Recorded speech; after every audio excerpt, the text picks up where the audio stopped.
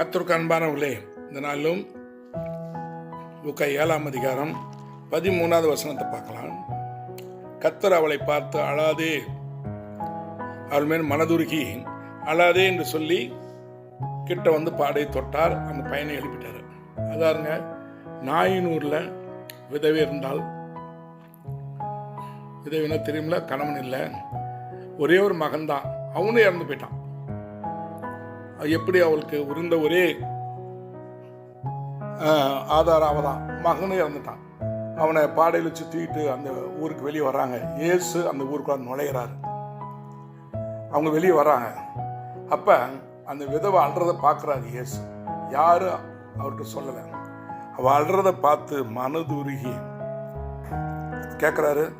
சொல்றாங்க ஒரே மகன் அப்படின்னு சொல்லிட்டு அழுது அவளை பார்த்து அழாதே, மனதுருகி அழாதேன்னு சொன்னார். அவள் கண்ணீரை துடைத்தார்.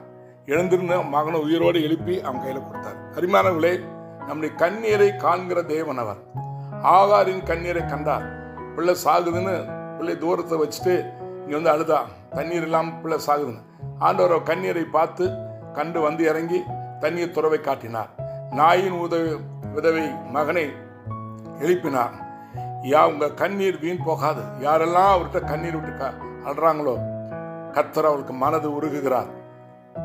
மார்த்தாள் மரியாள் இயேசுவின் பாதத்தை பிடித்து கண்ணீர் விட்டு அழுகிறார்கள். லாசருவை உயிரோடு கர்த்தர் எழுப்பினார். அருமையானவர்களே, நம்முடைய கண்ணீரை தேவன் காண்கிறார். நம்முடைய கண்ணீரை கண்டவர் மனது உருகுவார். அவர் கல் நெஞ்சம் அல்ல, உருகாதவர் அல்ல, அற்புதம் செய்யாதவர் அல்ல, அற்புதம் செய்வார்.